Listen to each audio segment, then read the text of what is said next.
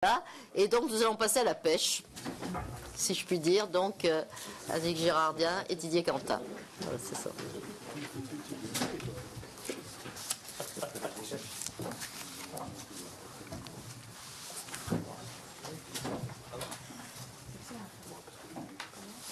Alors je ne sais pas lequel de vous deux commence. Voilà, c'est Didier Quentin qui commence.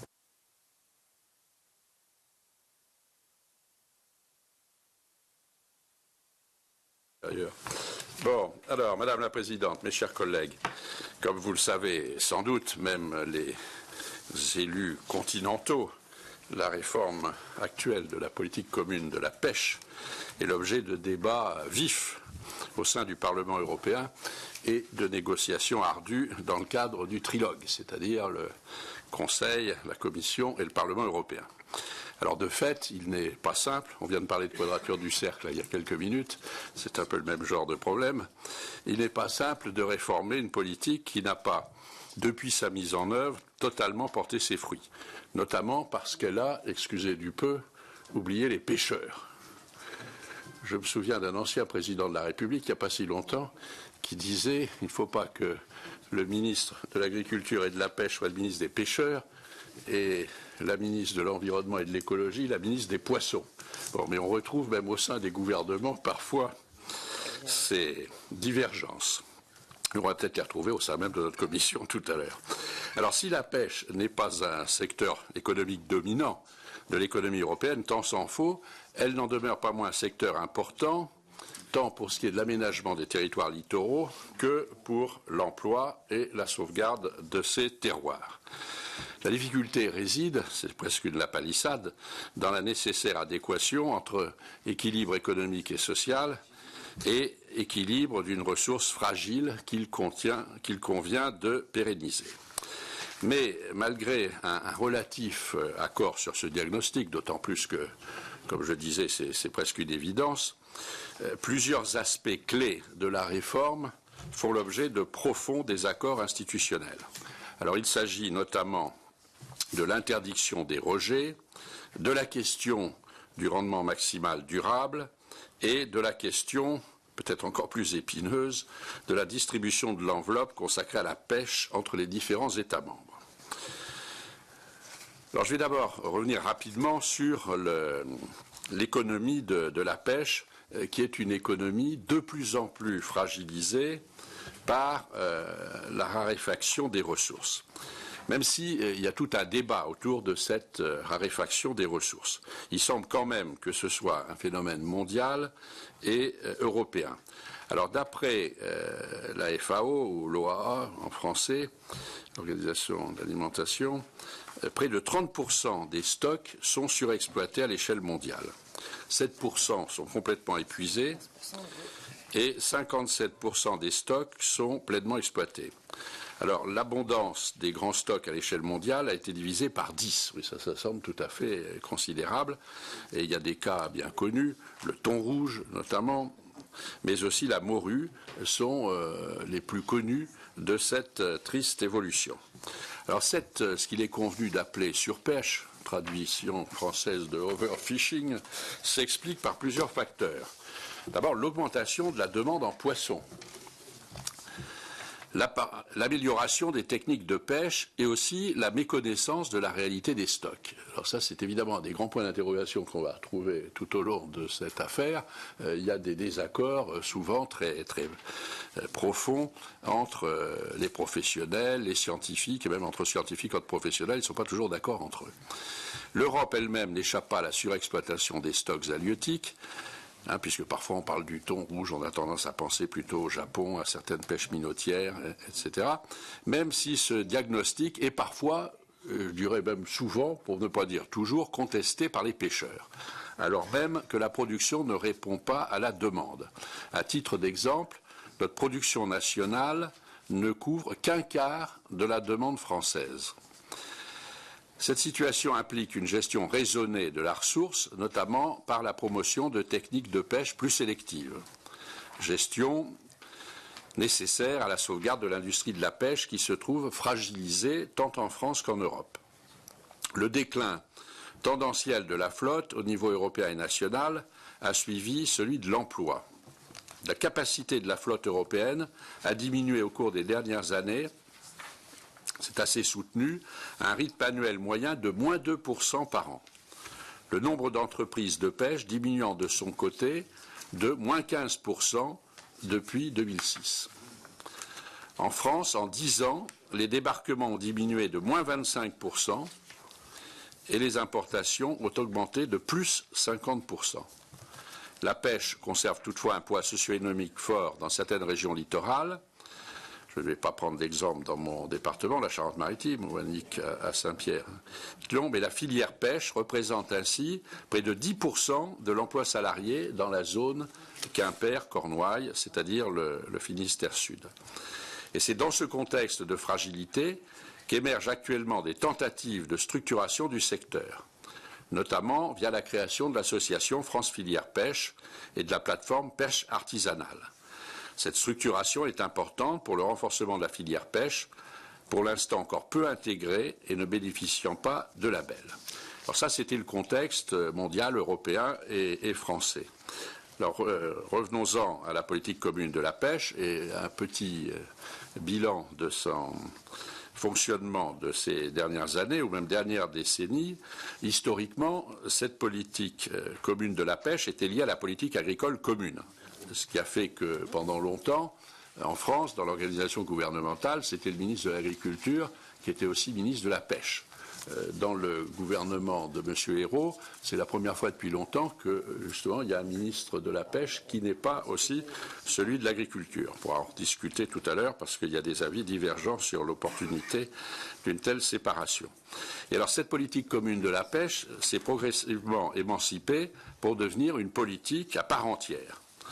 Toutefois, il est vite apparu que celle-ci ne remplissait pas totalement ses objectifs, à savoir prévenir la surpêche, deuxièmement, garantir aux pêcheurs des moyens d'existence pérennes, troisièmement, approvisionner les transformateurs et les consommateurs de manière régulière, quatrièmement, améliorer la préservation et la gestion des ressources, et enfin, assurer un développement équilibré des territoires. Donc, 5 grands objectifs. Alors, une première réforme est intervenue en 1992, il y a plus de 20 ans, et elle a cherché une meilleure adéquation entre la capacité de la flotte et la ressource halieutique. Elle n'a pas produit les effets escomptés, notamment parce que certains objectifs de la politique commune de la pêche étaient contradictoires entre eux, tels que d'un côté la modernisation des moyens de production et la limitation des efforts de pêche, qui sont plutôt là aussi un peu en contradiction, ou le maintien de l'emploi et la réduction de la capacité de la flotte. Là aussi, une contradiction interne, si je puis dire. Une nouvelle réforme est ainsi intervenue 10 ans plus tard, en 2002, qui a fait de la lutte contre la surcapacité de la flotte européenne un objectif prioritaire. Celle-ci, qui s'est traduite notamment par l'introduction de la notion d'effort de pêche et la remise à plat des totaux admissibles de capture, les TAC, bien connus des pêcheurs et des experts, des TAC par zone de pêche, n'a pas non plus atteint son but. La mise en place de mesures de conservation, loin de préserver parfaitement la ressource halieutique, a abouti à l'effet inverse, elle a exacerbé la concurrence entre les pêcheurs et les pays de l'Union. Et ce, d'autant plus que selon le principe de la stabilité relative, alors la stabilité relative, c'est la attribution à chaque État membre d'un pourcentage fixe de TAC, taux admissible de capture, de chaque stock auquel cet État membre a accès. Eh bien, la stabilité relative des quotas de pêche ont été attribués sur la base de ce qui avait été pêché par le passé, par zone et par espèce. Donc quelque chose d'assez conservateur, pour ne pas dire fixiste. Et devant ce nouvel échec, la Commission a proposé, dès 2009, dans son livre vert, de réformer une nouvelle fois la politique commune de la pêche. Et elle a présenté par la suite, les 13 juillet et 2 décembre 2011, un ensemble de propositions de textes qui constituent ce qui devrait devenir la nouvelle réforme, la troisième finalement en une vingtaine d'années, de la politique commune de la pêche. Alors coup de projecteur sur le passé, pour ne pas dire flashback étant fait, je donne la parole maintenant à Annick qui va nous parler du présent et de l'avenir. Merci. Alors effectivement, le paquet PCP, puisque c'est comme ça qu'il s'appelle, propose une réforme d'ampleur globalement satisfaisante. Mais le débat, je crois que vous l'avez tous suivi, a principalement été orienté sur 3 propositions de la Commission européenne qui, elles, ne font pas du tout l'unanimité. Donc, vous en avez parlé, enfin on en a parlé tout de suite, le RMD, c'est-à-dire le rendement maximum durable dès 2015 pour tous les stocks, l'interdiction de rejet selon un calendrier très rapide entre 2014 et 2016, et puis la mise en place de concessions de pêche transférables, ce qu'on a appelé les CPT, d'un navire à l'autre d'ici fin 2013. Sur ce dernier point, suite à une levée de boucliers, les CPT ont fait l'objet d'un accord quasi général en faveur de leur abandon, et nous on peut que s'en satisfaire, puisque je crois qu'il fallait dire que ça posait le problème de l'appropriation privée des ressources collectives et risquait d'encourager la concentration du secteur de la pêche. On l'a vu dans d'autres pays. La privatisation des ressources halieutiques ne nous semble pas être un bon choix. Ce qui est largement accepté, je crois qu'il faut le dire avant de rentrer sur peut-être les 2 autres points qui ne font pas l'unanimité et qui ont été soulignés par l'ensemble des parties prenantes, c'est le principe d'une gouvernance plus régionalisée des pêches. Ça, c'est quelque chose d'acquis, d'accepté par tous, qui relève du diagnostic partagé. Tout comme la proposition de la Commission de remplacer les accords de partenariat, ce qu'on appelle les APP, avec les pays tiers, par des accords de pêche durable. Je crois que là, on a effectivement, avec cette nouvelle intitulée, ce nouveau type d'accord, une pêche qui sera davantage axée sur la conservation des ressources. L'objectif assigné à ce volet externe de la PCP, puisque c'est comme ça qu'on l'appelle, consiste à contribuer à la mise en place d'un système international de gouvernance des pêches qui soit plus responsable et j'aurais tendance à dire plus transparent. Sur les désaccords, on l'a dit tout de suite, l'interdiction de rejet ou le rejet zéro. La Commission a posé ce principe comme la pierre angulaire de son projet de réforme, estimant que les rejets représentaient aujourd'hui 23% des prises, soit 1,7 million de tonnes de poissons par an. D'abord réticent, le gouvernement français s'est résolu à accepter le principe de l'interdiction tout en maintenant une position très ferme pour que soient adoptées des mesures d'application qui rendent le dispositif praticable pour les pêcheurs et soulignant la nécessité d'augmenter le TAC pour les espèces visées par une obligation de débarquement et de mettre en place une obligation de débarquement pour certaines espèces et une tolérance de rejet de minimis. La commission de la pêche du Parlement, puis le Parlement européen, lors du vote en plénière, se sont prononcés en faveur d'une interdiction progressive des rejets pour l'ensemble des espèces exploitées et des espèces réglementées. Je crois qu'il faut dire que ça constitue une extension considérable du champ de cette mesure par rapport à la proposition initiale de la Commission européenne. Le calendrier est par ailleurs restreint et ne correspond pas aux possibilités réelles d'adaptation des filières. De même, il n'est pas fait mention d'un nécessaire ajustement à la hausse des possibilités de pêche dans le respect de la stabilité relative dans le cadre de la mise en œuvre de l'obligation de débarquement. Le Parlement, il faut le souligner, a néanmoins apporté quelques ajouts positifs dans son rapport. On trouve la mise en place d'une étude visant à analyser au cas par cas la mise en œuvre graduelle de l'interdiction des rejets, la prise en compte d'extensions sanitaires à l'obligation de débarquement, et puis le principe de la fixation de flexibilité interannuelle et d'extension de minimis. Il est évident que la situation actuelle n'est pas, et c'est la position des rapporteurs, de vos rapporteurs, n'est pas satisfaisante. Mais les limites d'un dispositif d'obligation de débarquement généralisé sont elles aussi évidentes. D'abord, la pratique des rejets en mer correspond à des réalités variées. Certains rejets sont liés, comme on l'a vu, à la réglementation, mais certaines prises accessoires sont cependant inévitables, notamment dans les cas de pêcherie mixte ou multispécifique. La France est particulièrement concernée par ce type de pêche.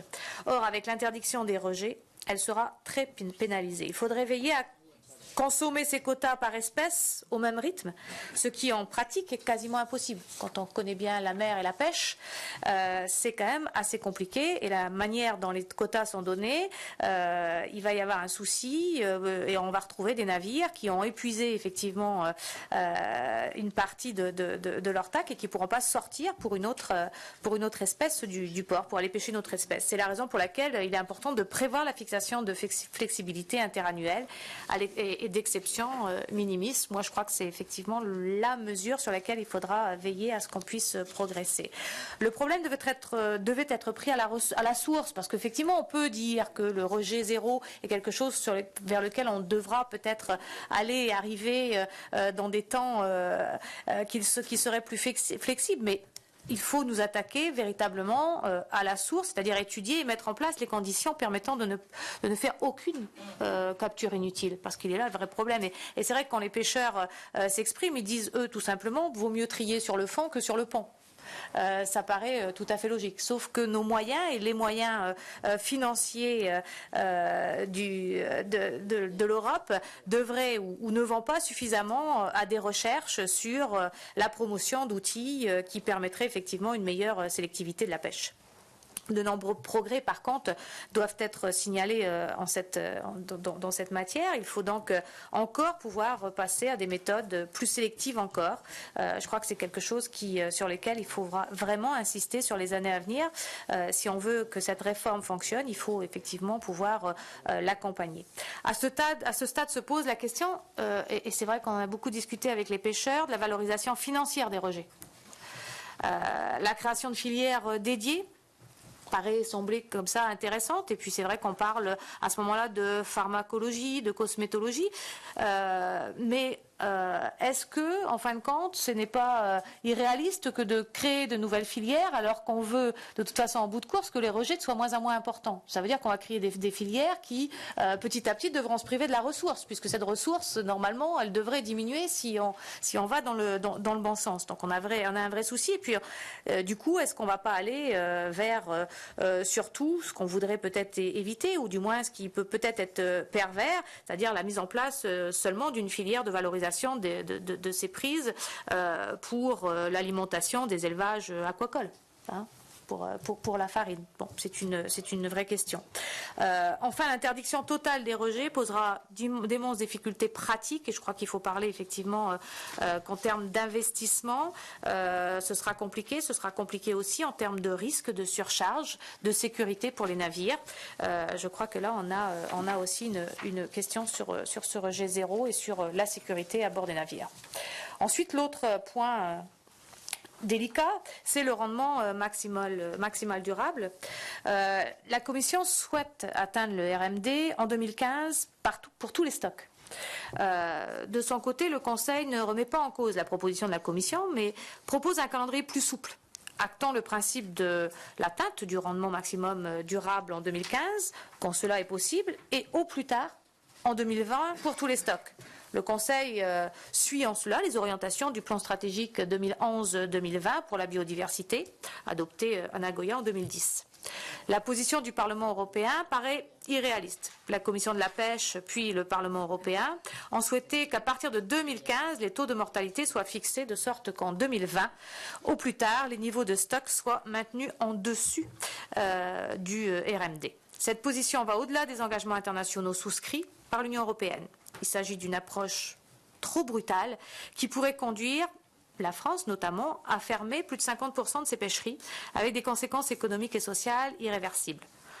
Nous plaidons pour une application différenciée et progressive de l'objectif d'atteinte du RMD qui entraînerait néanmoins probablement des difficultés importantes à court terme pour un secteur de la pêche déjà fragilisé, mais nous allons devoir effectivement accompagner cette filière et ces filières et nos ports et notamment toute la partie littorale qui en vit, mais c'est vrai que cette accompagnement qui peut paraître réaliste si on se donne jusqu'en 2020 risque d'être beaucoup plus pénalisante si on veut aller beaucoup plus loin tel qu'aujourd'hui il est proposé.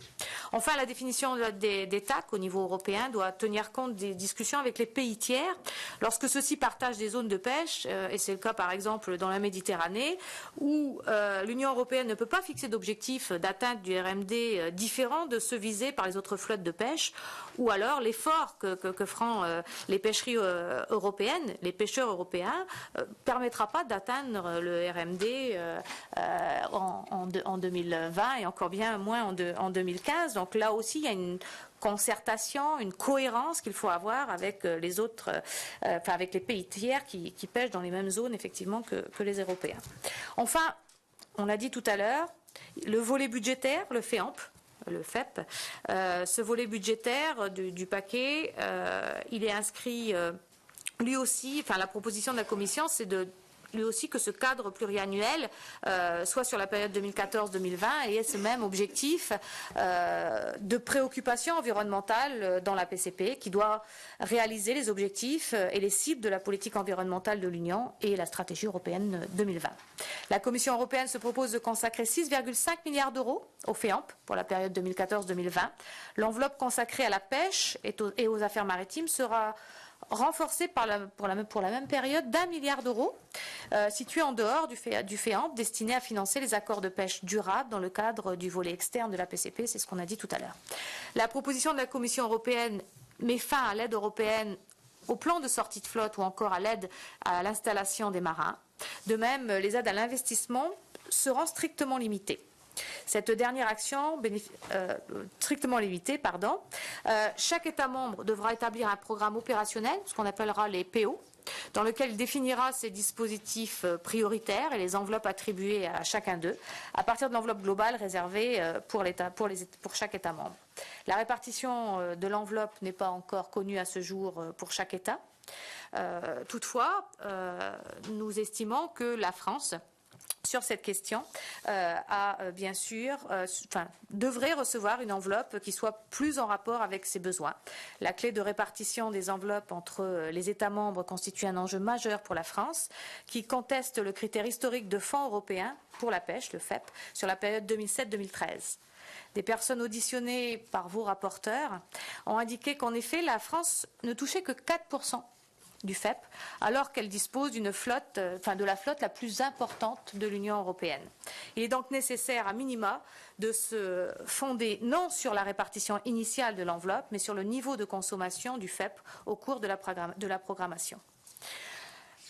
On pourra répondre à un certain nombre de questions, mais avant de passer effectivement à la lecture de la résolution ou de répondre à vos questions, je voulais remercier les deux administrateurs qui ont travaillé avec nous sur ce dossier et noter combien il a été judicieux et fort sympathique, Madame la Présidente, de mener ce travail en partenariat ou dans le cadre d'un groupe avec la Commission des affaires économiques. Merci donc à nos collègues Annick Leloc et Daniel Fosquiel qui sont ici avec nous aujourd'hui et qui ont travaillé sur ce rapport, sur l'ensemble de ces auditions et qui participeront également au débat. Moi, je propose qu'on passe à des questions peut-être avant la résolution ou on va directement sur la résolution comme vous voulez, Madame la Présidente.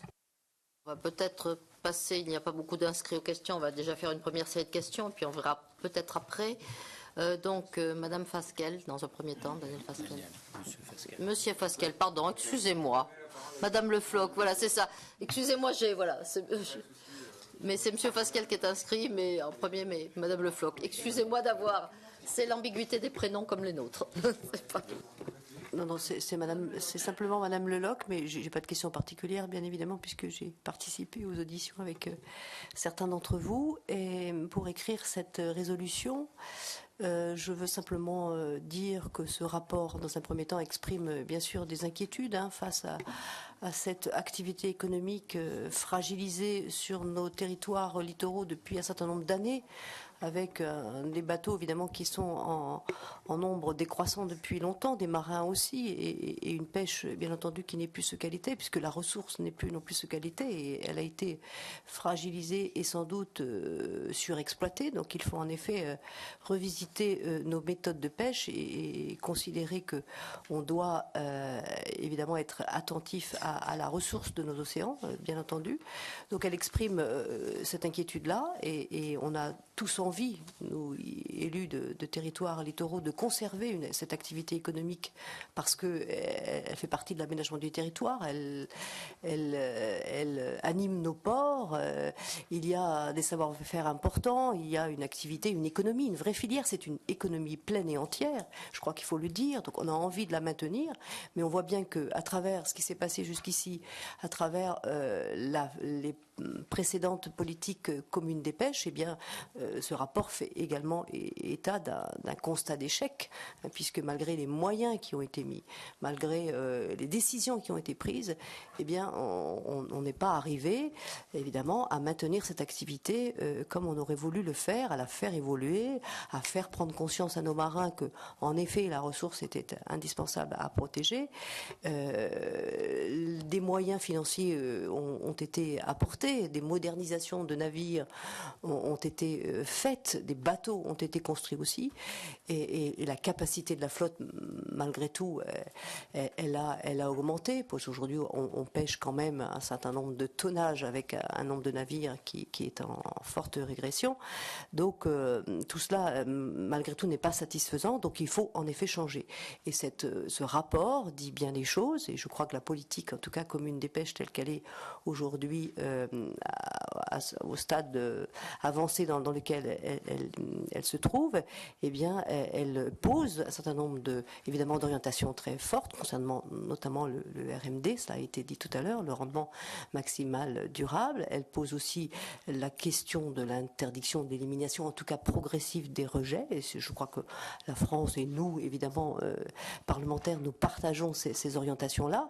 Il y a juste des interrogations et là encore des inquiétudes face à ces décisions qui sont certes fortes, un peu stratégique évidemment au niveau de l'Europe, de dire mais est-ce que nos flottilles, est-ce que sont adaptées à cette élimination des rejets? Est-ce que les quotas dont dispose notre pays sont suffisants pour que demain il y ait une activité encore économique importante et des marins dans nos ports?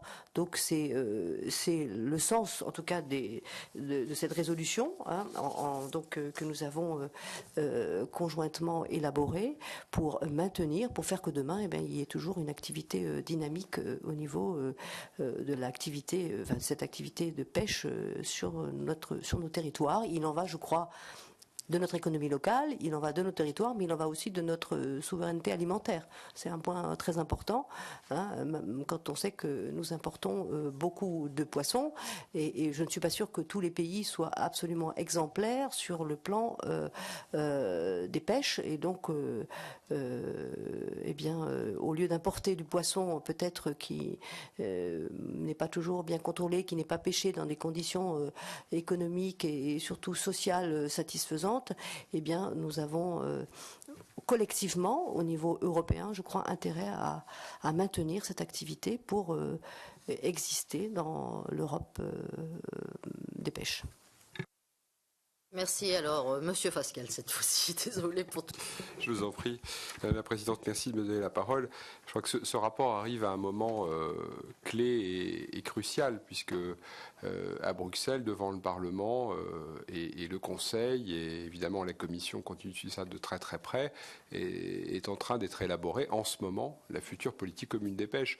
Et elle sera élaborée pour plusieurs années, et si les décisions qui sont prises sont de mauvaises décisions, eh bien nos marins pêcheurs auront à les subir pendant plusieurs années. Et je crois qu'il est urgent et important que la France se fasse entendre et que le Parlement français, que l'Assemblée nationale se fasse entendre dans ce débat. Ça n'est quand même pas la première fois qu'on se manifeste. On est déjà plusieurs fois allé à Bruxelles. On a déjà pris position dans ce débat, mais voilà, plus. Et d'ailleurs, on a été entendu sur certains points, mais pas sur tous. Et je crois qu'il était utile, en tous les cas, à travers ce rapport, de revenir sur un certain nombre de sujets. Alors, si vous me permettrez très rapidement, je voudrais faire trois remarques générales, regretter 3 lacunes et faire preuve de 3 inquiétudes. Alors, 3 remarques générales.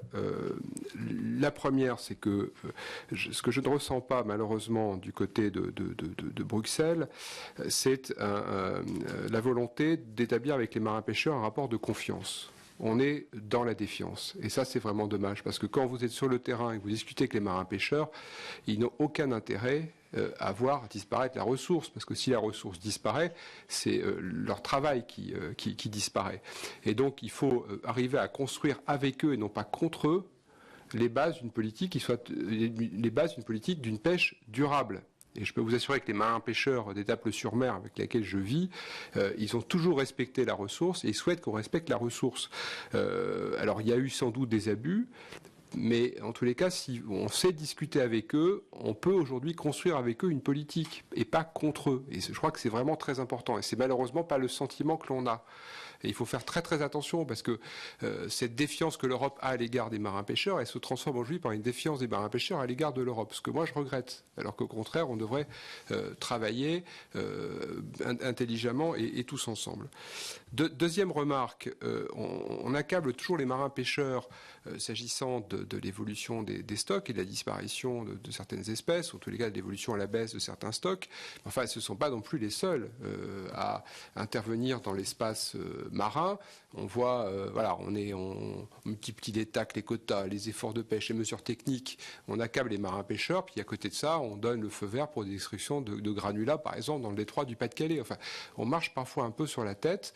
Il y a aussi la pollution, il y a aussi le réchauffement climatique. Vous en faisiez allusion, Madame la Présidente, qui nous amène de la neige, mais qui fait aussi que les espèces de poissons dans nos eaux évoluent. Toutes ces raisons sont relativement complexes, sans compter qu'il y a encore des phénomènes qu'on maîtrise très mal. Et là, je reviens sur la défiance ou la confiance que les marins-pêcheurs sont quand même en permanence en mer. Ils pêchent depuis des générations et les scientifiques auraient tout intérêt à travailler avec eux et à partager leurs constats, parce qu'on a vu certains stocks avec des constats des scientifiques que les marins-pêcheurs ne partageaient pas. On a vu des stocks où on pensait qu'ils avaient quasiment disparu, puis d'un seul coup ils ressurgissent, ils sont extrêmement nombreux. Il y a quand même des phénomènes qu'aujourd'hui on ne comprend pas, qu'on ne maîtrise pas, et c'est dommage qu'on n'aille pas plus loin dans l'analyse scientifique de ces phénomènes. Parce que finalement toute la politique commune des pêches, elle est basée sur l'évaluation par les scientifiques des stocks. Donc si ces évaluations sont mauvaises, derrière, ce sont les décisions qui sont prises qui sont mauvaises. Donc je crois qu'il faut vraiment mettre plus que jamais le paquet et l'accent sur les constats scientifiques. Et là, il faudrait travailler plus encore avec les marins-pêcheurs pour faire ces constats. Puis enfin, troisième remarque, c'est que moi je regrette qu'il n'y ait pas de choix politique qui soit fait par la politique commune des pêches. On peut pêcher la même quantité de poissons avec quelques gros bateaux, peu d'hommes à bord, recrutés en dehors de l'Europe et détenus par quelques sociétés, ou on peut au contraire pêcher la même quantité de poissons avec un grand nombre de bateaux, beaucoup d'emplois et de l'emploi pour nos marins-pêcheurs et en particulier nos jeunes le long du littoral où on voit le chômage aussi malheureusement faire beaucoup de dégâts. Et ce choix, il n'est pas fait. Dans le cadre de la politique agricole commune, il y a un choix qui a été fait explicitement ou implicitement. On a subventionné l'agriculture pour maintenir de l'emploi, pour maintenir une présence des agriculteurs dans l'ensemble de l'espace rural. Et on n'a jamais été capable de faire un choix aussi clair dans le domaine de la politique commune des pêches. Et c'est dommage que si on laisse filer les choses, on va détruire la pêche artisanale, c'est ce qui est en train de se passer, au profit d'une pêche qui sera capitalistique. Moi, je le vis à Boulogne-sur-Mer. On voit bien, par exemple, l'approche française, mais aussi l'approche néerlandaise, qui est une approche beaucoup plus capitalistique, complètement différente de la nôtre, et qui déstabilise aujourd'hui les marins-pêcheurs de la pêche artisanale, et que la politique commune des pêches ne protège pas. Et là, il y a un vrai sujet, un vrai débat. Et on fait de la politique, on doit faire des choix, ou alors on dit on laisse faire les choses, mais à ce moment-là, ça ne sert à rien qu'on se réunisse cet après-midi pour discuter de ces sujets. Et la politique commune des pêches ne sert à rien si elle est là pour en réalité ne faire qu'accompagner un phénomène dont on dit voilà, qu'on ne peut pas le maîtriser.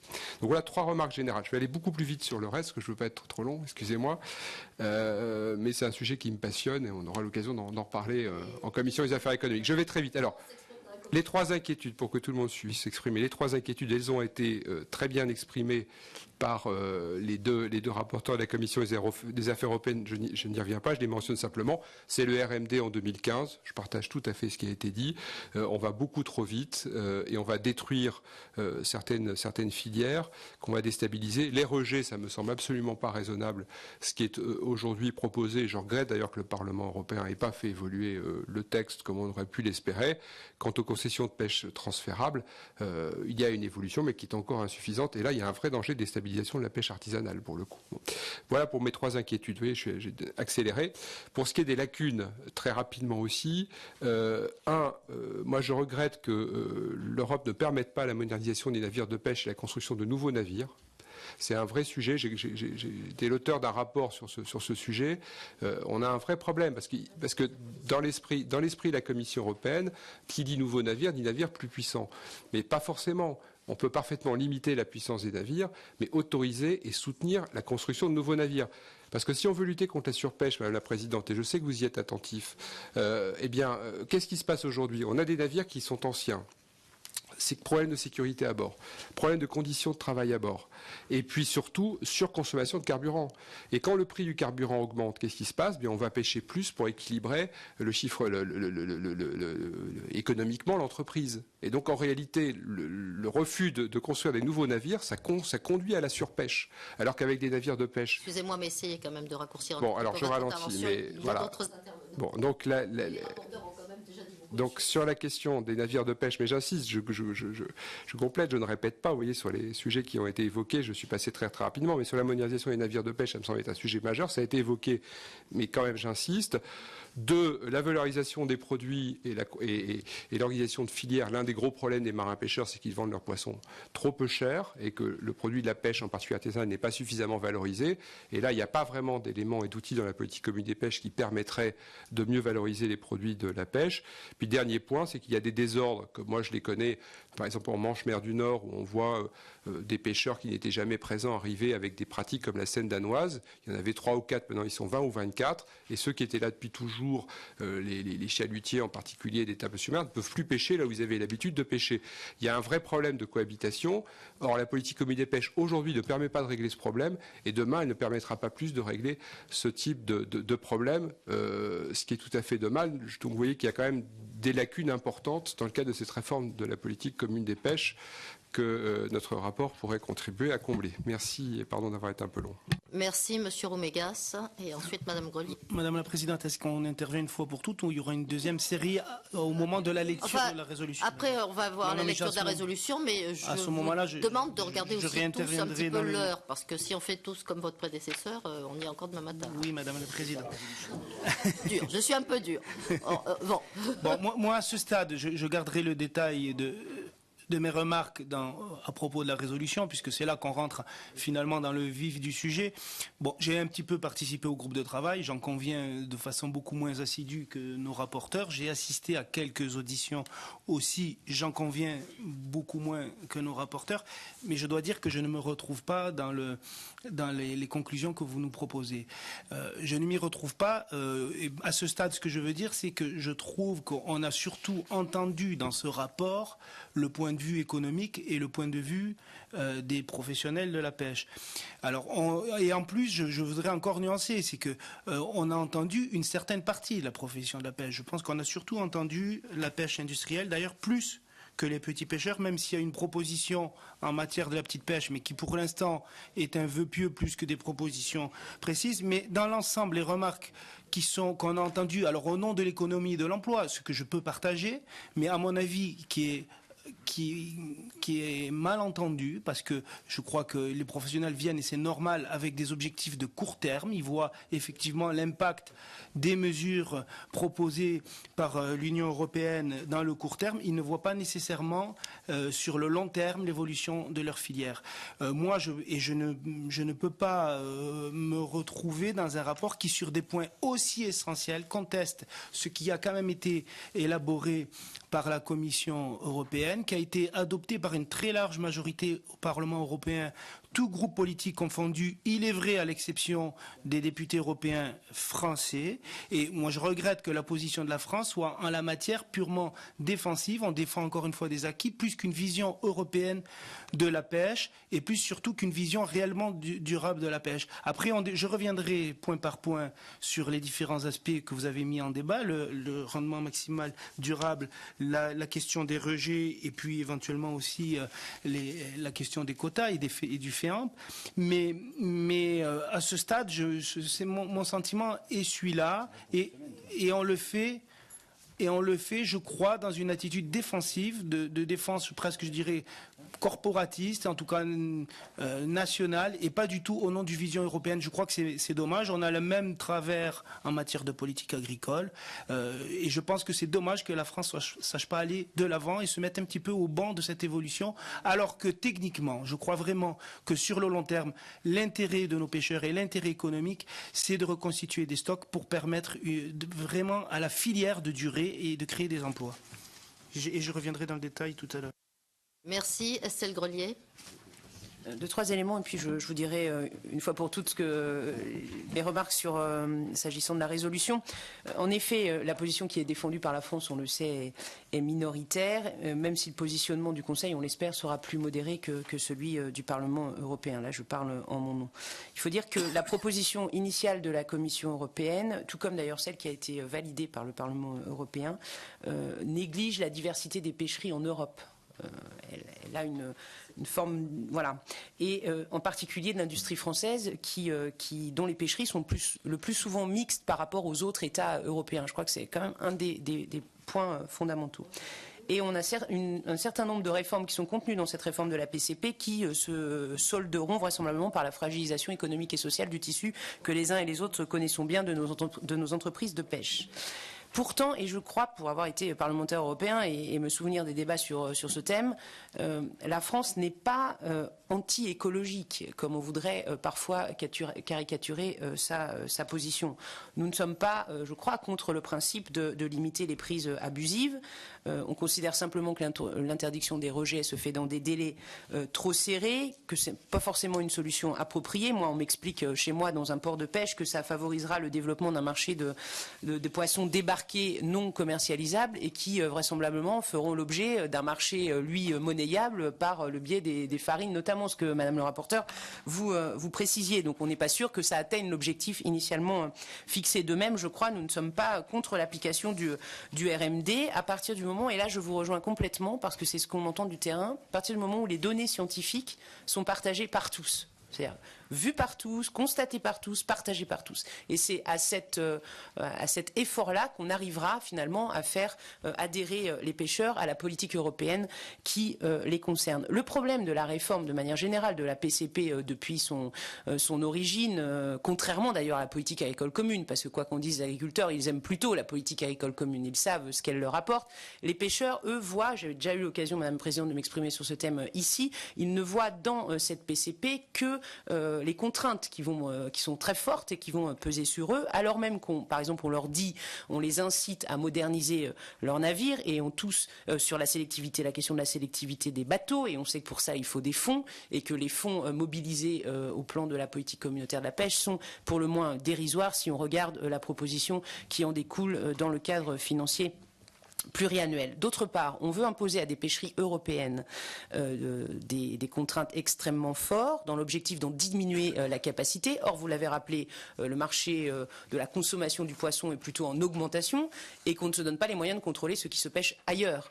Et que ça, c'est quand même un vrai problème, notamment dans la réciprocité. C'est un problème général en Europe, mais s'agissant de ce secteur-là, c'est un vrai problème de réciprocité. Et je doute que le simple écolabel permettent de régler définitivement ce sujet. Moi, ce que je crois, c'est que c'est une réforme, là, telle qu'elle est envisagée, qui est pour le moins assez inapplicable, qui est vécue comme ça sur le terrain. Donc soit elle sera contournée, ce qui est quand même un point, soit alors ce sera une réforme fossoyeur des industries de pêche, en particulier des petites unités de pêche auxquelles nous sommes ici les uns et les autres attachés. Je reviendrai sur un point peut-être de droit avant de dire 3 petits éléments sur la résolution.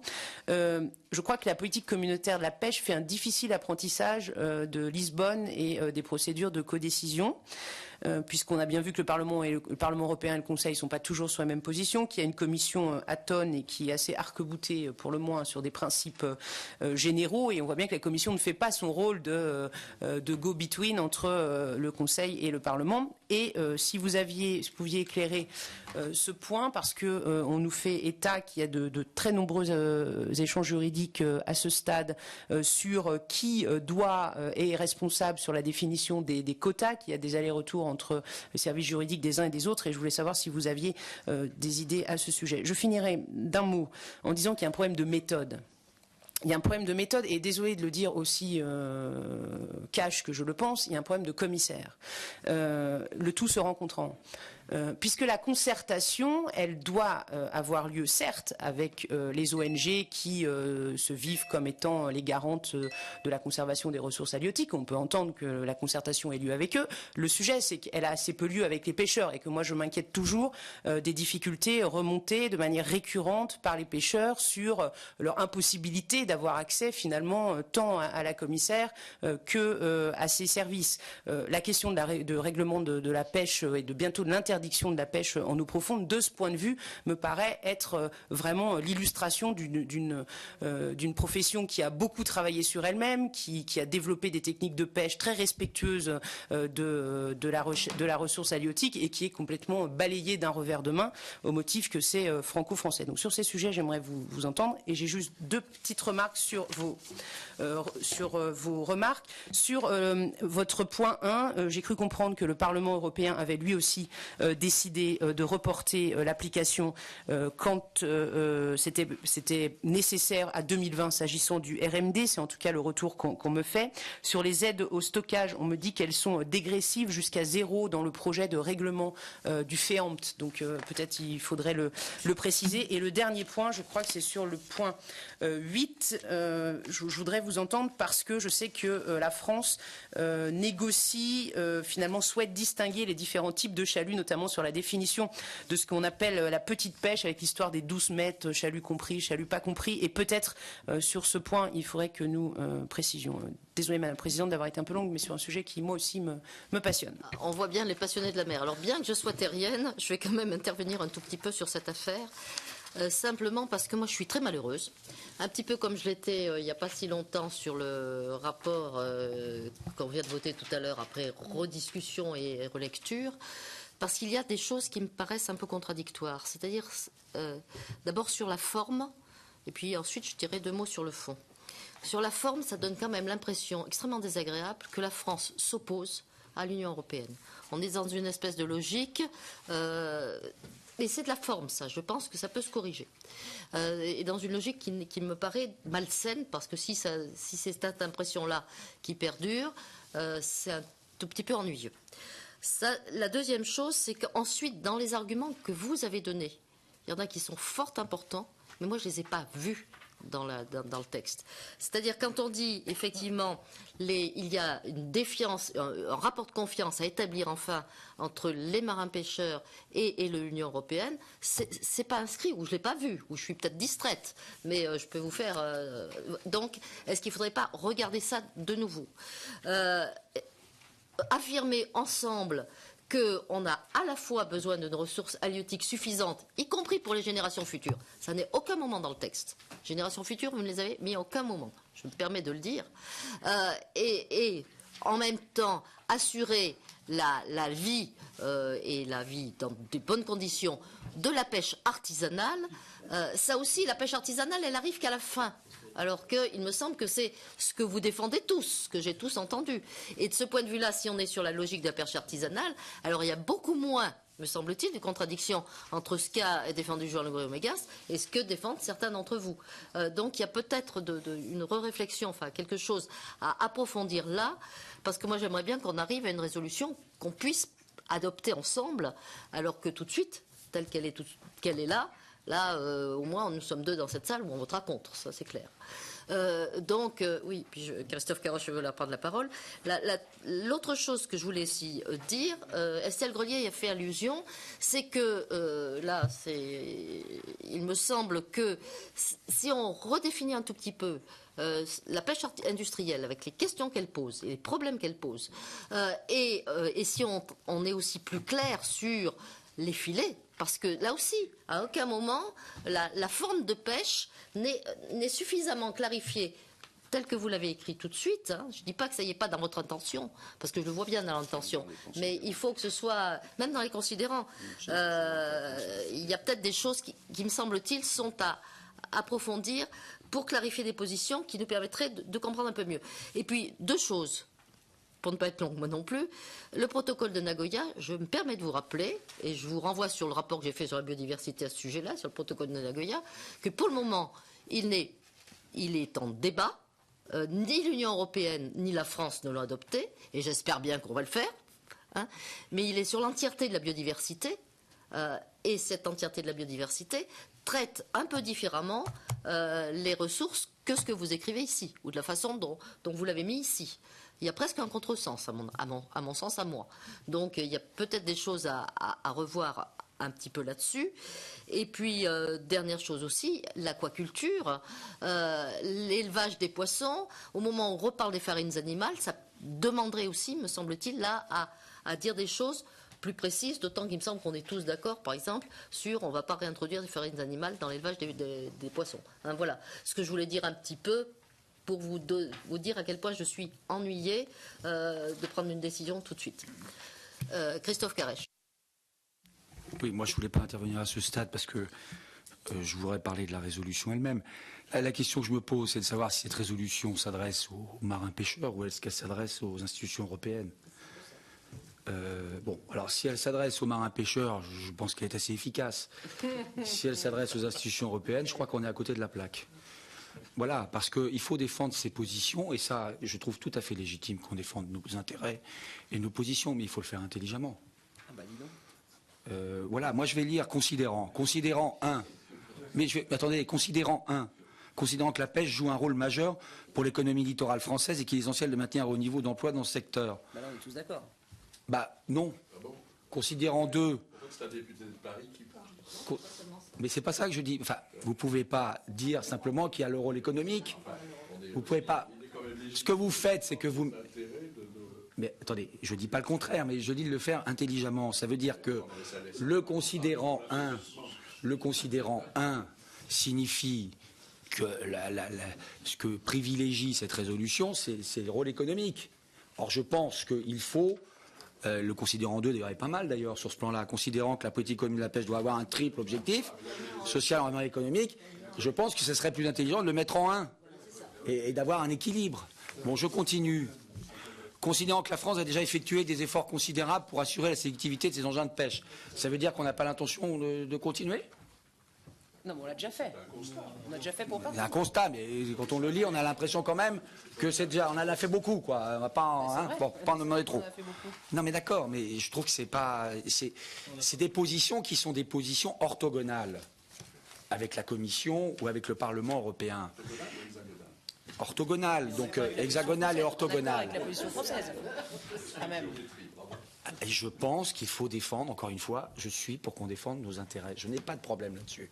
Il faut le faire avec un peu comment dirais-je, comprenez bien que les parlementaires européens ou le commissaire qui va lire ça, dès le premier considérant, il a compris de quoi il s'agit. Enfin bon, on peut pas. Voilà. Non, je continue sur les considérants. Considérant que les pêcheurs sont des acteurs responsables qui doivent être associés aux décisions les concernant. Ça, c'est ce qu'a dit la présidente. Je pense qu'elle a raison, qu'il faudrait développer cette affaire beaucoup plus. Considérant qu'une approche pragmatique territorialisée est préférable à une démarche technocratique qu'une régulation de la paix. Alors donc on qualifie la démarche de la Commission et du Parlement européen de technocratique. Effectivement, C'est un qualificatif qui ajoute beaucoup et qui sans doute plaide plus pour notre démarche. Bon, c'est très bien. Considérant que les ressources halieutiques, alors là je ne le comprends pas celui-là, considérant que les ressources halieutiques constituent un bien public qui doit être géré collectivement et ne saurait faire l'objet d'une appropriation privée. Ah bah si, ça c'est une grande idée des socialistes français. Excuse-moi. Sur le bien public, c'est ce qu'on défend. Ah mais ça, je sais ce qu'est un bien public. Non, le fait qu'il n'y ait pas d'appropriation. Qu'on dise que c'est un bien public, de bien public. que c'est qu'un bien... On est d'accord, sauf que à l'heure actuelle, prouvez-moi que ça c'est... Et c'est pas ça que je dis. Et ne saurait faire l'objet d'une appropriation privée. Non mais ça veut dire quoi ça? Ça veut dire que le pêcheur, il fait pas le pêcheur qui va pêcher, c'est pas une appropriation privée? Non, ça c'est plutôt environnementaliste comme argumentaire. Non mais Non, c'est les CPT, c'est la proposition de dire qu'on peut vendre les quotas d'un bateau à un autre, transférables, etc. On est contre, mais mais voilà. non, mais ça, je suis tout à fait d'accord que c'est un bien collectif. Mais c'est ça que ça veut dire. Mais il faut le dire dans les Mais, bon, il faut être plus clair, à mon avis, parce que c'est pas clair. Hein. Bon, considérant que le secteur de la pêche doit être aidé par la puissance publique pour adapter l'outil de pêche aux nouvelles contraintes environnementales et économiques, très bien. Bon. Ensuite, le premier article, écoutez, c'est pareil, le premier article, c'est déplore la position de la Commission européenne du Parlement européen. Et c'est ce qu'on dit chez nous. Il y a peut-être moyen de le dire un peu différemment. Là, c'est pour aider la position française. Hein. Non mais attendez, moi je suis pas certain. Non mais la position française, elle est tout à fait respectable. Je suis pas certain que la manière dont elle est défendue soit la plus efficace. Voilà. Il faut peut-être en tirer les conclusions à un moment. Je trouve que commencer par l'article en disant déplore ce que fait la Commission et Parlement européen, on pourrait l'exprimer autrement et pas le mettre forcément en avant. Je redis aussi le point 5. Ça c'est très bien. Je conteste la clé répartition. Ça m'intime d'appel. Non mais ça manque quand même. Je trouve que moi je pense qu'il faut être plus sélectif dans nos arguments. Il faut être plus sélectif dans nos arguments. Il y a sans doute dans la position de la Commission, mais moi je ne connais pas ce dossier particulièrement, mais je trouve que c'est assez caricatural la manière dont c'est exprimé. Je pense qu'il y a dans la position de la Commission sans doute des tas de choses à contester et qu'il faut le faire en mettant le doigt effectivement sur lesquelles... Bon. Et donc voilà, je trouve qu'elle est trop... c'est une résolution qui encore une fois, j'ai l'impression, s'adresse plus aux marins pêcheurs qu'aux institutions. Si on veut qu'on s'adresse aux institutions, il faut qu'on fasse l'effort d'être audible auprès d'elles. Ce que je vais proposer à ce stade, si vous en étiez d'accord, c'est qu'on regarde d'un petit peu plus près, puisque les rapporteurs, alors comme Christophe a commencé à faire les lectures, on a déjà regardé un petit peu l'entièreté du texte. Mais moi, je vais essayer dans mes remarques d'être plus générale, mais il me semble qu'il y a, je répète ce que j'ai dit, si on veut surtout défendre les petits marins pêcheurs, il faut que ça apparaisse en premier, c'est pratiquement dernier dans le texte. Donc, comme il y a beaucoup de choses à bouger, j'ai demandé à Guy si il peut regarder si on pouvait, mais ça ne vous empêche pas quand même de nous développer un petit peu ce qui n'a pas été développé ici, qu'on l'écoute, mais qu'on retrouve un moment pour, une fois que vous avez retravaillé le texte, exactement comme on l'a fait avec Razi Hamedi et Arnaud, qu'on trouve un autre moment, qu'on le reprenne pour qu'on puisse le voter tous ensemble. Si vous en étiez d'accord, pas éloigner le moment. Je veux dire, on ne voit pas au calendrier grec. On essaie de trouver une date proche pour un texte que vous avez retravaillé, puisqu'on voit bien qu'il faut mettre des choses les unes et qu'il y a des... Et moi, par exemple, Nagoya, je vous laisse pas passer comme ça. Attention, il y a le programme du calendrier de la Commission des affaires économiques, puisque c'est un double travail et que c'est programmé déjà le 20 prochain. Donc ça veut dire que si on prend cet engagement, avant le 20, on s'est réunis sur cette question. Et si c'est jouable, mais moi je préférerais, vous l'entendez bien, qu'on ait une résolution qui soit adoptée à l'unanimité plutôt qu'avec des voix contre. Hein, voilà, c'est juste ça que je me permets de vous signaler. D'un autre côté, je ne suis pas sûre qu'on atteigne effectivement l'unanimité en bout de course, mais on peut effectivement déjà avoir des meilleures rédactions et peut-être de réorienter les considérants, de mettre en premier certains, comme voilà. Effectivement ça a été dit. Après l'unanimité, moi j'en suis loin d'être certaine.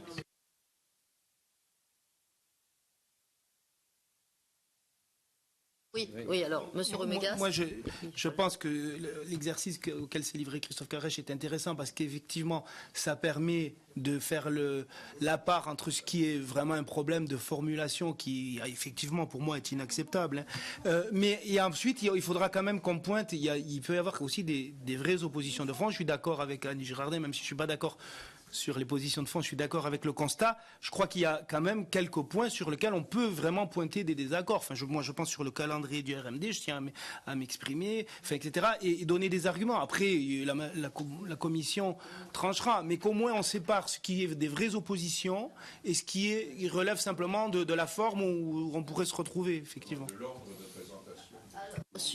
Sur la procédure, si je puis dire, on vient de regarder, on a une petite possibilité qui serait, vous revoyez votre copie d'ici le 19, et le 19, après l'audition de Madame Vassiliou, on prend une demi-heure, on a quand même déjà bien débattu, et on voit bien là où les choses vont se bloquer, mais ça permettrait, me semble-t-il, une structure, un texte qui aurait plus de cohérence, si je puis me permettre, plus constant. Voilà, c'est ça.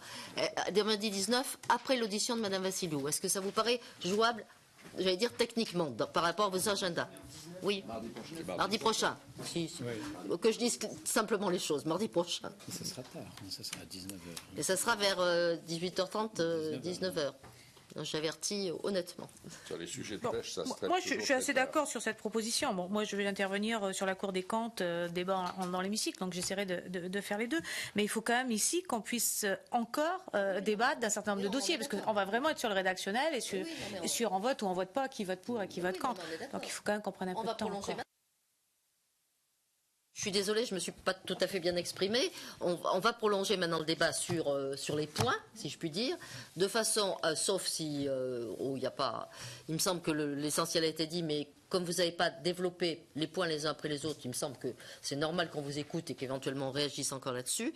Et comme ça, le 19, c'est quand même un texte retravaillé où vous avez bien entendu tous les arguments et puis qui permettrait de dire ou de faire les choses, me semble-t-il, plus précisément et plus clairement. 17h. Vous voulez qu'on prenne chaque point enfin, c'est comme vous le sentez. Hein. Non, moi, ce que je pensais, c'est repasser la parole au rapporteur pour qu'ils nous disent ce qu'ils ont envie de nous dire maintenant. C'était plutôt ça. Oui, voilà. Ouais. Voilà. Non, mais on...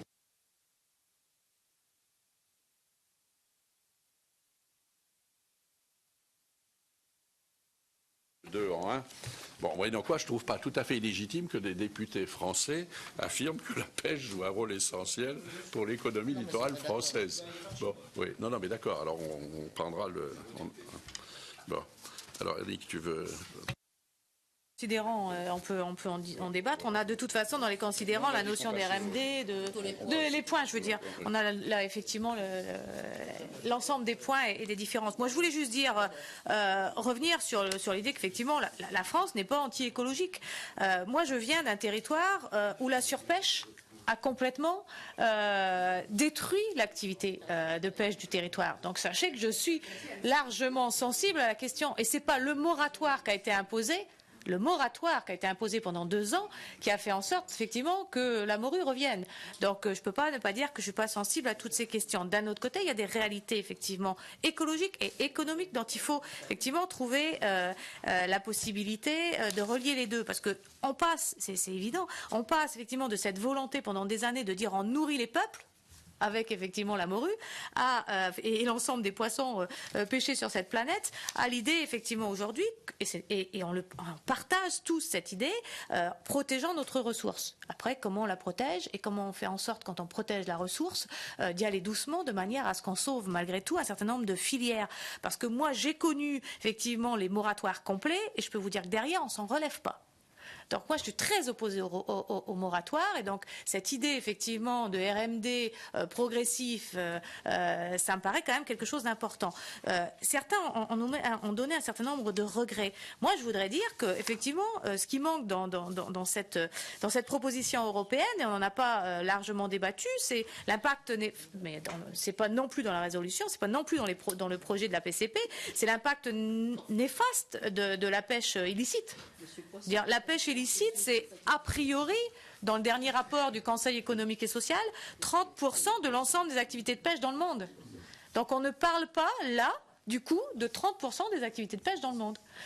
Et moi, je crois effectivement qu'il faut qu'on s'impose en Europe cette volonté de préserver la ressource, mais on n'y arrivera qu'à condition qu'on arrive petit à petit à motiver l'ensemble des autres pays et que la pêche, on parle d'une seule voix et qu'on parle de réglementation de pêche internationale. Ou alors, de toute façon, nos objectifs, on ne pourra pas les atteindre, et parlons des générations futures, parce que c'est aussi ça qui m'intéresse. Nos objectifs, on ne pourra pas les atteindre et on aura en même temps tué la pêche en Europe et surtout en France. Donc on a une juste mesure à trouver sur ces questions-là. Et je crois que... Alors après, répondre aux questions effectivement sur le volet juridique, vraiment désolé, je ne peux pas y répondre. Donc on reviendra éventuellement sur ces questions et on apportera une réponse la semaine prochaine si vous voulez, mais j'ai pas suivi moi ces questions juridiques, je suis absolument pas informée. La question des filets de fond et des formes de pêche, c'est une question qui arrive en complément de la PCP et effectivement dans d'autres domaines et au niveau européen, on en parle, je crois, dans 15 jours, 3 semaines, je ne sais plus les prochaines réunions sur lesquelles on va pouvoir s'exprimer sur ces questions-là. Donc c'est vrai qu'on a une question et que le filet de fond, enfin la pêche de fond, des grands fonds notamment, va être évoquée et qu'on parle aujourd'hui de ne pas descendre en dessous de 400 mètres, je crois. C'est des vraies questions et des vrais débats qui arriveront, mais qui ne sont pas là pour l'instant techniquement définis dans ce projet. Sur l'aquaculture et la farine de poisson, je crois que c'est effectivement ce qu'on a dit tout à l'heure. Nous, on est assez opposés, mais vous pourrez compléter, puisqu'il y a des co-rapporteurs, assez opposés effectivement à ce que le seul débouché possible, et c'est pour ça que j'aimerais qu'on réfléchisse davantage au rejet, 0 tout de suite, et pour tout, c'est évident qu'on va vers la farine de poisson. On ne peut pas aller vers autre chose, ou alors on va financer des filières qui vont durer que quelques années. Donc personne ne va y jouer. Donc là, on a une vraie réflexion à mener. Et puis vraiment, moi, j'insiste sur le travail de recherche de nouvelles techniques de bateaux moins polluants, qui consomment moins d'énergie, etc. Mais aussi qui puissent, avec leur machine, pêcher le moins de poissons à rejeter possible. Voilà, c'est grosso modo ce qu'on avait envie d'insister. Alors oui, on parle beaucoup et on souhaite beaucoup protéger la pêche artisanale, celle qui fait vivre nos petits territoires, celle qui fait vivre le littoral, celle qui fait aussi qu'il y a des touristes dans un certain nombre de ports français. Beaucoup de touristes vont dans les ports français parce qu'il y a cette activité, parce qu'on la découvre encore, parce qu'il y a des marchés. Et la pêche industrielle, c'est quelque chose effectivement qui existe, mais qui doit ne pas être prioritaire. Et je ne crois pas qu'elle soit prioritaire dans ce rapport, ou du moins c'est pas l'idée que je m'en étais faite. Et je ne crois pas que les autres rapporteurs ont cette même idée. On est vraiment sur la. Donc si on l'a pas dit suffisamment, il faut qu'on le répète, parce qu'on a cette vision de protéger avant tout cette petite pêche et une vision de pêche durable. Que l'on partage largement et que la France, de toute façon, a bien noté. La France n'est pas seule opposée à l'Europe. Elle persiste parce qu'elle a sans doute l'économie qui sera la plus en danger. Elle représente effectivement la plus grosse force de pêche artisanale en Europe. Merci. Alors, voilà, Jean-Louis Remégas qui veut réintervenir. Qui veut réintervenir aussi? Je voulais peut-être oui, Didier. Alors, peut-être Didier Quentin que j'entends. Oui, comme rapporteur. Non, mais elle est dans le sens de ce qu'a dit Annick, que je partage tout à fait. Il ne faut pas non plus qu'on s'auto-flagelle inutilement. On n'est pas les mauvais élèves dans cette affaire. On a plutôt été, sans non plus s'auto-glorifier, on a plutôt été des bons élèves par rapport à d'autres, et spécialement à l'extérieur où il y a des pêches minotières épouvantables, etc. Bon, ce que je retiens tout à l'heure, je crois que c'est Daniel Fasquelle qui a dit ça, il y a dans toute la mesure du possible, même si ça peut être un vœu pieux, à essayer d'établir un certain climat de confiance entre les pêcheurs et les institutions européennes et la Commission. Alors moi je me souviens, c'est un privilège de l'âge, il y a eu de moments des rapports très tendus. Une commissaire européenne était Madame Emma Bonino, bien connue, mais elle était très courageuse cette femme-là, et je me souviens être arrivé dans des ports de pêche sous les sifflets, les huées, et puis à la fin se faire applaudir parce qu'elle était arrivée à établir un rapport confiant. En revanche, il y a quelques années, dernier, il y avait un commissaire qui était autrichien, grand pays de pêche maritime s'il en est. Bon, alors lui était arrivé... Il s'appelait Fischer. Oui, Fischer. Et en plus, c'était probablement en raison de son nom qu'il avait été retenu. Bon, lui, ça a été une catastrophe complète. Donc je crois que c'est bien d'insister quand même sur ce rapport de confiance à établir. Pour ce qui est de la modernisation, moi je crois qu'il ne s'agit pas de favoriser la puissance débouchant sur la surpêche, mais il y a à la fois la sécurité aussi qui est à prendre en compte. Une des objections à cette affaire de rejet, c'est que ça peut mettre en danger les petits bateaux. Là, c'est pas les énormes mastodontes, c'est les petits bateaux. Tout ce qui est lié à la valorisation des produits, et puis effectivement, entre le prix où se vend le poisson à la sortie du bateau ou à la criée, puisqu'on retrouve sur certains étals la culbute de nombreuses fois. Alors là aussi, il y a sans doute aussi à revoir un peu ces filières. Enfin, ce qu'a dit Annick est tout à fait juste. Moi, comme député d'une zone littorale et où il y a 2 ou 3 ports de pêche et où il y a beaucoup de touristes, le 2e département touristique de France, eh bien, il y a un intérêt à voir le maintien de ces petits ports. Il y a même une épreuve qui est tout à fait symbolique de cette bonne entente entre touristes, plaisanciers et pêcheurs, qui s'appelle le défi des ports de pêche. Ça existe depuis une vingtaine d'années. C'est une régate qui est sur les équipiers sont à la fois des pêcheurs professionnels et des plaisanciers. Donc il y a une cohabitation harmonieuse qui s'installe dans la plus grande partie des ports de pêche. Donc tout ça est à traiter aussi globalement que possible.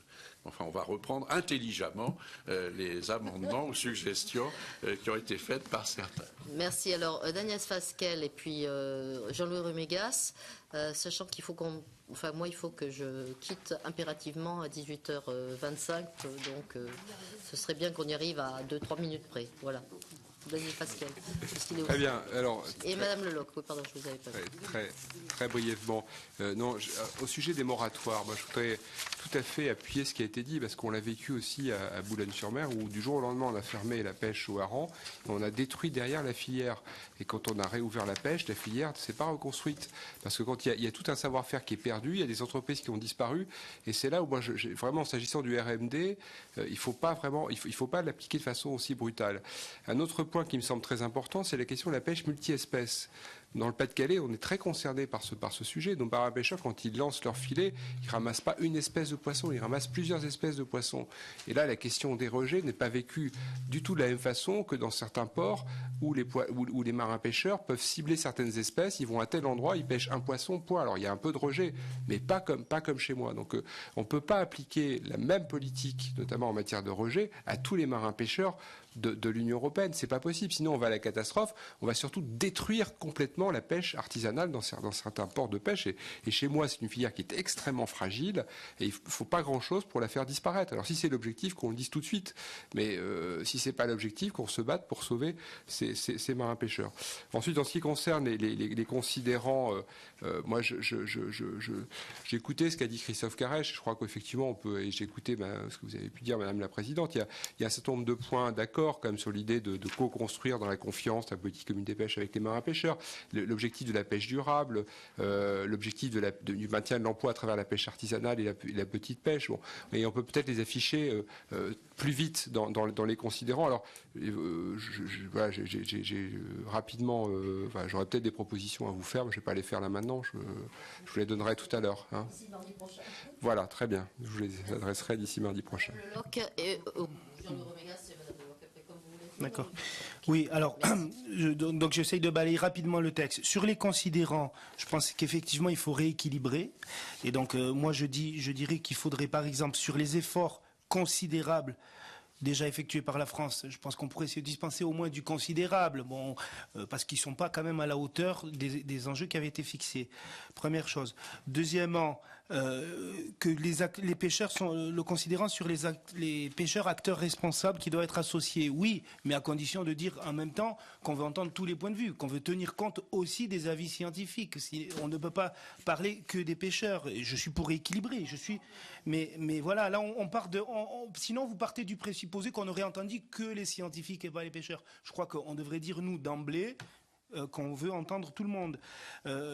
Il manque à mon avis Alors, l'approche pragmatique et territorialisée est préférable à une démarche technocratique. Effectivement, je crois qu'on pourrait se contenter de dire qu'il faut prendre en compte la variété des pratiques de pêche. On n'est pas obligé d'attaquer bille en tête comme ça la commission. Je pense qu'il manque un considérant aussi, si on veut être absolument équilibré, un considérant sur le risque d'épuisement de certains stocks. On ne le dit pas, je pense que ça me paraît utile de le rappeler. Ça vous paraît évident, mais du coup, si on veut être équilibré, il faut le dire. L'exemple de la morue montre quand même que parfois, c'est irréversible. Et je crois qu'on devrait rappeler aussi la nécessité qu'on a de préserver pour les générations futures les stocks. Ça ne veut pas dire toutes les espèces. Ça ne veut pas dire qu'il ne faut pas les pêcher, encore une fois, hein, mais les pêcher de façon à les préserver aussi. Bon. Alors voilà pour les considérants. Ensuite, sur les questions, là, il y a essentiellement 3 points. Moi, le premier point, je pense que, et sur la formulation, déplore la position de la Commission et du Parlement. Et effectivement, déjà, sur la formulation, ça ne me paraît pas acceptable. Mais même la remise en cause de l'objectif du RMD 2015, moi, je ne peux pas vous suivre là-dessus. Parce que je voudrais rappeler quand même que, d'abord, l'engagement du RMD en 2015, ça remonte à 2002. Hein. C'était un engagement de l'UE qui avait été pris en 2002 à Johannesburg. Ça, c'est la vraie référence pertinente, à mon avis, plus que Nagoya, parce que là, il y avait un engagement de l'UE de réduire d'ici 2015, de réaliser le RMD d'ici 2015. Donc aujourd'hui, ça voudrait dire qu'en 2013, on est en deçà de l'ambition fixée il y a 10 ans. Moi, je ne vois pas ce qui permet de le justifier, surtout qu'on peut entendre les difficultés économiques, mais on peut entendre les difficultés économiques, mais il faut entendre aussi que la situation en termes de biodiversité s'est aggravée et que l'alerte des scientifiques, elle aussi, a augmenté. Donc je veux bien qu'on entende, on ne peut pas entendre que surtout que les scientifiques ne sont quand même pas des anti-pêcheurs. Enfin, je veux dire, ils essayent de donner. Alors le point de vue des pêcheurs est toujours partial. C'est normal, il est intéressé. Évidemment, ils vous disent, nous, on trouve des poissons. D'accord, mais ils sont capables aujourd'hui, avec leur radar, de trouver une sardine au milieu de l'océan. Alors autrefois, pour trouver une sardine, il fallait qu'il y en ait beaucoup de sardines. Aujourd'hui, ils ont des technologies tellement efficaces qui vous disent, mais nous, on en trouve du poisson. Mais ça ne veut absolument pas dire que les scientifiques ont tort, parce que les scientifiques ont une approche globale. Les scientifiques ont une approche globale et je ne vois pas l'intérêt qu'ils auraient. Oui, je suis monté à bord de plusieurs navires de pêche. Et j'habite en bord de Méditerranée. Donc moi je pense que sur l'RMRD, je ne suis pas d'accord sur la remise en cause de l'objectif 2015. Par contre, dire qu'on peut se battre sur des adaptations et sur un accompagnement meilleur pour que cet objectif soit possible, ça je peux l'entendre. Sur l'élimination des rejets, là aussi, ça fait 20 ans qu'on demande des mesures plus sélectives. Et qu'est-ce qu'il y a eu? On a toujours 30% de rejets en mer. Donc les mesures sélectives n'ont pas été sur certaines espèces, les langoustines, etc. Mais il y a plein d'espèces sur lesquelles il n'y a eu aucune mesure sélective. Au contraire, le niveau de rejet a augmenté. Donc on ne peut pas se contenter de dire là que l'exigence de rejet zéro, surtout qu'il faut voir que le rejet zéro, c'est une mesure qui est finalement pour le pêcheur l'oblige effectivement à être plus sélectif, à être plus performant, mais dégage aussi des possibilités en termes de quantité, parce que s'il est plus sélectif, ça veut dire qu'il peut pêcher mieux aussi.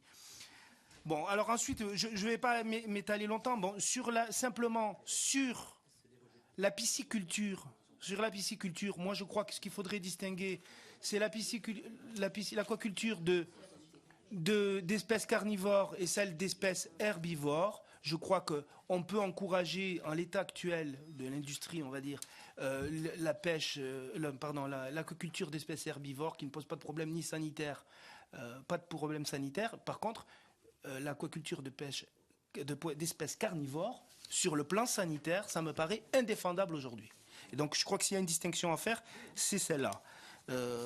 Voilà. Et puis sur la petite pêche, c'est très bien de l'avoir évoqué, mais je crois qu'il faudrait être plus précis et dire que ce qu'on demande, c'est une meilleure répartition des quotas en faveur de la petite pêche. Parce que la petite pêche, vous le savez bien, est quand même moins écoutée, moins entendue, pour une raison simple, ils ne se sont pas organisés aussitôt que la pêche industrielle. Ils commencent à s'organiser. Eux-mêmes l'ont dit, ça a été leur première déclaration. nous commençons à nous organiser. Bon, et vous savez bien alors qu'ils représentent 80% de la flotte, 80% des emplois, c'est ceux qui sont le moins organisés, c'est ceux qui sont le moins capables de payer des lobbyistes pour se faire entendre à Bruxelles ou auprès de nous, mais ils représentent le maximum d'emplois. Si c'est la vérité, c'est eux qui le disent, et ils demandent une mesure simple. C'est les professionnels, c'est pas moi, c'est les professionnels de la petite pêche qui se sont organisés en Bretagne comme en Languedoc-Roussillon et qui disent nous voulons une meilleure répartition des quotas de pêche en faveur d'une pêche artisanale. On pourrait soutenir ce point de vue. La pêche artisanale, enfin, chez nous, on sait exactement ce que c'est. C'est peut-être plus difficile. Voilà. Désolée, mais moi, j'aimerais qu'on soit plus précis. J'aimerais qu'on soit plus précis et qu'on défende il y a cette revendication qui a été exprimée. Pourquoi nous ne la soutenons pas sans la chiffrer nécessairement, mais demander clairement une réorientation des quotas pour une meilleure répartition en faveur de la pêche artisanale qui, encore une fois, est souvent déjà sélective et déjà adaptée aux objectifs fixés par la Commission en termes de RMD et de rejet. Merci Madame Leloc. Merci beaucoup. Je vous trouve extrêmement dur, extrêmement sévère avec ce rapport et surtout la résolution. Bon, il y a des tas de choses dans ce rapport qui, je pense, apportent des réponses aux questions que vous posez parce que on évoquait tout à l'heure la petite pêche. On a reçu la plateforme petite pêche. On sait aujourd'hui en effet qu'elle n'était pas organisée, qu'elle va s'organiser, qu'elle est mieux écoutée et que nous avons à prendre en compte effectivement cette pratique de pêche. On est d'accord, on les a reçus, hein, ils ont été auditionnés. D'ailleurs, vous verrez dans le rapport, on a introduit leurs revendications. Sur le RMD, monsieur Jean-Louis Romégas aussi, puisque vous évoquez le RMD, je crois que c'est marqué aussi dans la résolution que l'atteinte du RMD 2015, quand cela est possible. C'est indiqué quand cela est possible. Bon voilà. Mais je pense qu'on n'a pas mesuré non plus ce que cela veut dire l'atteinte du RMD, peut-être en 2015 pour tous les stocks. Ça veut dire quelles conséquences au niveau des quotas pour les pêcheries. Je crois qu'il n'y a aucune étude d'impact qui a été faite par rapport à la politique commune des pêches telle qu'elle a été jusqu'à présent traduite. Donc il faut prendre la mesure de tout ça et des conséquences que ça peut avoir en termes d'économie. Oui, on évoque l'économie, mais pas seulement. Hein. On évoque, et bien entendu, le point de vue des professionnels, mais pas seulement. On en tient compte aussi du court terme, certes, parce que je crois qu'il faut en tenir compte, mais aussi du long terme et du maintien de la ressource. Enfin, je crois qu'en tout cas, c'est une préoccupation que nous avons. Nous affirmons des positions, mais les positions que nous tenons, c'est les positions que le gouvernement, que la France, globalement, a tenu, a défendu. Et je pense que chaque pays, à Bruxelles ou à la Commission, eh bien, a des points de vue à défendre. Donc c'est tout à fait légitime qu'un pays défende des points de vue. Un pays n'est pas forcément défendu par une majorité et il a à défendre ses points de vue et je crois que c'est tout à fait normal. Donc qu'il y ait un point de vue caricatural ou que ce soit présenté d'une façon caricaturale, oui, mais je crois que la Commission elle-même est quelquefois très caricaturale. Donc je pense que on a à faire forcément la part des choses. On ne s'oppose pas à l'Union. Enfin, j'ai entendu Christophe Carrèche assez violemment aussi par rapport à ces considérances, à cette résolution. Il y a sans doute des problèmes de forme, de présentation, d'écriture. On est prêt à entendre, mais on s'oppose pas bien entendu à l'Union européenne. Pas du tout, mais on souhaite en effet maintenir une activité économique de pêche avec des hommes dont on n'a pas souvent parlé d'ailleurs, ces pêcheurs qui vont pêcher et qui de plus en plus sont conscients évidemment de la protection de la ressource, c'est tout à fait indispensable. Merci à vous tous. Alors, ce que je voudrais dire, c'est que quand on reprendra mardi prochain, je pense que tout a été entendu. Moi, je pense que si on est sur une logique de durabilité dès le départ, on parle à la fois de la ressource, mais on parle aussi de l'activité des pêcheurs, et en particulier de ceux qui animent les côtes, qui sont plutôt les pêcheurs artisanaux. Je crois que, j'espère bien qu'on va arriver à un consensus. Très important. Allez-y. Il y a malentendu, si vous voulez, sur la petite pêche, sur la pêche artisanale. Je voudrais juste, parce qu'il y a vraiment il y a un malentendu. Parce que vous parlez de la taille des navires, des bateaux, mais seulement la petite pêche, c'est pas du tout perçu. La pêche artisanale, si on raisonne en taille de bateau, c'est pas du tout perçu de la même façon. Chez moi, la pêche artisanale, c'est des chalutiers de 20 mètres. Voilà. Et moi, la pêche artisanale, je préfère la définir par rapport au modèle économique, c'est-à-dire c'est le marin pêcheur qui est un artisan, donc il a son bateau, il a son équipage, il va pêcher, point. Par rapport à la pêche capitalistique où vous avez une société qui est propriétaire de plusieurs bateaux. Et il y a deux approches différentes. Et moi, je crois qu'il faut pas, en tous les cas, il faut avoir en tête qu'il y a ces deux approches, qu'il faut savoir les marier et pour éviter les malentendus. Moi, quand je parle de la pêche artisanale, c'est parce que je défends un modèle économique qui est créateur d'emplois. Voilà. Merci. On est tout à fait d'accord sur le modèle économique créateur d'emplois du côté de l'artisanat et de la pêche artisanale. Je me permets une dernière petite remarque et puis on reprendra ça mardi prochain. Pensez bien aussi, si je puis me permettre, que effectivement les changements climatiques interviennent, y compris en termes de courants marins, de référence. Et donc, il y a aussi une partie de la ressource, j'allais dire, qui, à un moment ou un autre, va être à interroger parce que les changements climatiques auront vécu quelque chose. Ça, c'était la géographe qui parlait. Je suis désolée, c'est du réflexe dans mon cas. Merci à vous tous, en tout cas. Merci de votre compréhension. Oui, bien sûr, Annick. Ouais, je voulais juste on a beaucoup de réponses. Annick Leloc l'a dit tout à l'heure. On a des exemples dans le rapport sur comment on peut atteindre le RMD en 2015, 2020 selon les espèces. Et on voit bien que dans certains cas, il faut aller au moratoire pour y arriver, etc., etc. Donc, moi, je sais pas. D'habitude, on fonctionne pas comme ça. On donne pas le rapport. Mais je pense que pour le 19, il serait quand même souhaitable que chacun l'ait, parce qu'on va rédiger la résolution, on va peut-être faire quelques modifications. Je pense qu'on n'arrivera sans doute pas à l'unanimité, mais on va essayer. C'est vrai que là, le rapport a un certain nombre de réponses. Alors, soit effectivement, les rapporteurs que nous sommes, on a 30 minutes pour exposer tout le rapport, et dans ce cas-là, il y a un certain nombre de questions auxquelles on aurait pu effectivement, dès le départ, apporter des éléments, et puis là, on peut relire des passages, et il y a des réponses dans le rapport à presque toutes les questions qui ont été posées. Donc, pour le 19, est-ce que, exceptionnellement, on peut le transmettre? Voilà. On va essayer de le faire. On ne va pas vous donner de date précise parce qu'il faut que les services y arrivent, si je puis dire. Mais l'idée, c'est d'arriver à ce que vous l'ayez avant le 19, ne serait-ce qu'au moins la veille, pour que vous ayez le temps quand même de relire et éventuellement de refaire une lecture cursive comme celle qu'on vient de faire tout à l'heure. Voilà, et bien, merci à vous. Et puis, on va continuer le travail sur cette pêche. Merci bien.